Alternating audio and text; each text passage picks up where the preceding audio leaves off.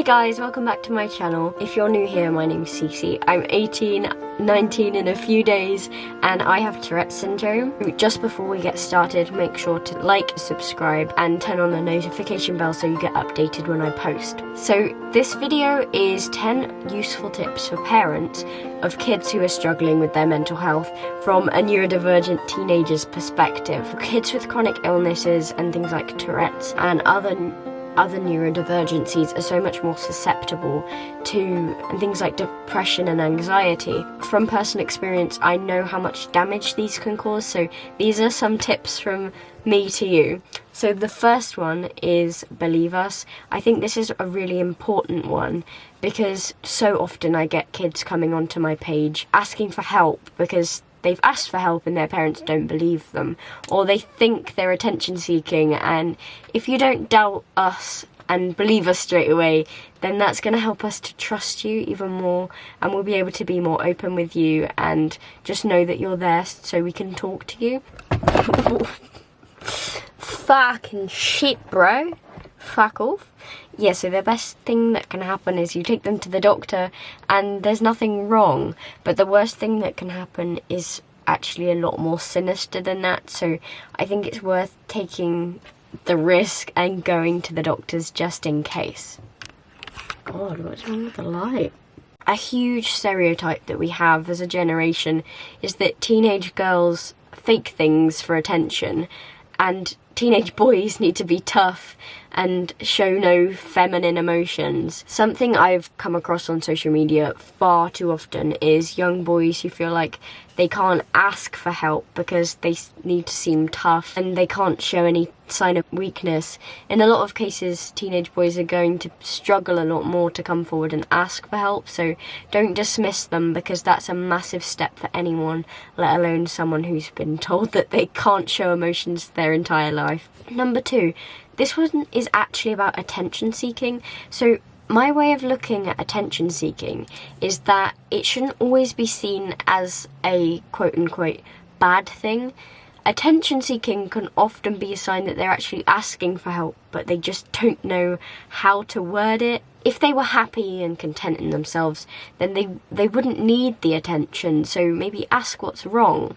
There's so many things it could be. They could be having problems at school, or even that they just feel lonely and they're just trying to get your attention. 3 is we might not always be able to answer you. Sometimes we don't know how to put our feelings into words, so just make sure that we know that you're there to support us, because especially as neurodivergent kids, it can be really hard to put our feelings into words, and that's very common among a lot of people with neurodivergencies. Number 4 is avoid comments like you don't even know stress, or just wait until you're older, then you'll have something to be sad about, or you've got nothing to be depressed about.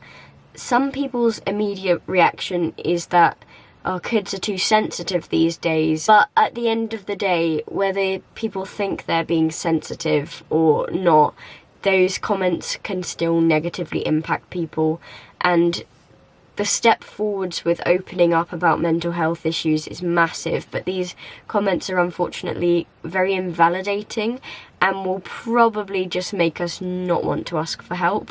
Number 5 is some people's parents like to show that they relate by sharing their experiences, but there can often be a very fine line between empathizing and oversharing.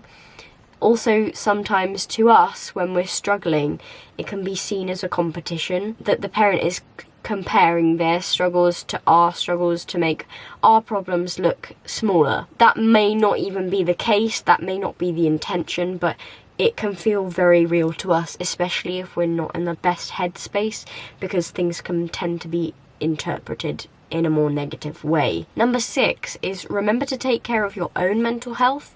Your mental well-being has a massive impact on the people around you, and your kids pick up on that really easily. So you can set an example to them by showing them that getting help early is a good thing, and this even helps with the stigma around it in the whole of society. Therapy isn't a bad thing, but a lot of our parents have been brought up to believe that it's embarrassing or something to be ashamed of. So no matter how anxious the situation may be making you feel, the number one priority is your child's health and well-being. So look after yourself and seek support from others, and if you can maintain a calm and loving home environment to keep your child feeling safe and protected, then they'll appreciate you for that forever. Number 7 is just be there for us. Sometimes the best thing is the small act that show us that you love us. Unprompted hugs or I love yous. You know your family best and what they do and don't like, but if you can try and make a habit of it instead of maybe just a one-off, then it can be really validating and it can make home life just feel more safe. Sometimes we just need a little bit of extra help. So things like chores, maybe you could offer to help us. Especially in neurodivergent kids, there's something called executive dysfunction, and part of this means that it can be impossible for us sometimes to start tasks. So sometimes all we need is that little bit of a push. For example, if our bedroom is dirty, you could just come in and say, okay, I'll do the clothes, you pick up the rubbish, and then once we've got started, we can do it ourselves. But just because you've helped us make that very first step and into doing the task, it just makes it 10 times easier. I can guarantee that we hate having a dirty room, but it can be really hard to keep on top of, or even just get started when we're really struggling. Number 8 would be to keep family life as normal as possible. The worst feeling can be that our mental health is disrupting everyone else and their routines.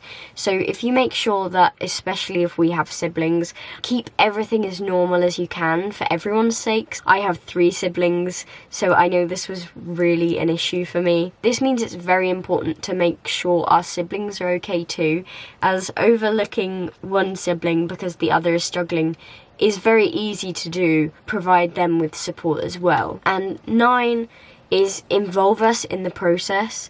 Help us to feel safe by informing us of everything you're doing to support us. It can be absolutely terrifying to know that you've just turned up to our school or gone to someone about us with no warning, and it makes us feel like everything is out of our control. So listen to us and listen to our thoughts and opinions and take them into account as well. 10, something that can stop a lot of our parents even taking us to the GP or taking us to get support is the fear that we'll be labelled. It's unlikely that we're going to be diagnosed with anything on our first visit to a GP, but it's very easy to view the labels as a bad thing or an excuse because that's how a lot of people have been brought up. But for us, quite often the label or the diagnosis, if we get one, sometimes it's not necessary and you just get some support.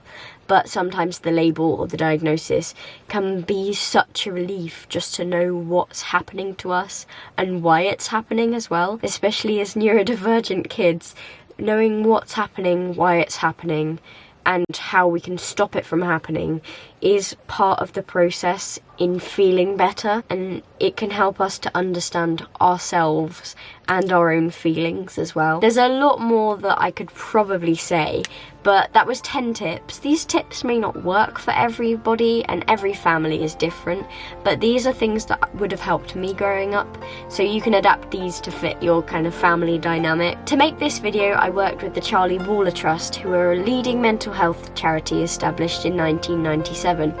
Founded by the family of Charlie Waller, who took his life unfortunately while suffering from depression. They provide a range of free support to young people, families, schools, colleges, universities and employers. Visit their website to find out more. Thank you for watching. I hope this has helped at least someone. Again, remember to like, share and subscribe. Bye everyone, thank you for watching.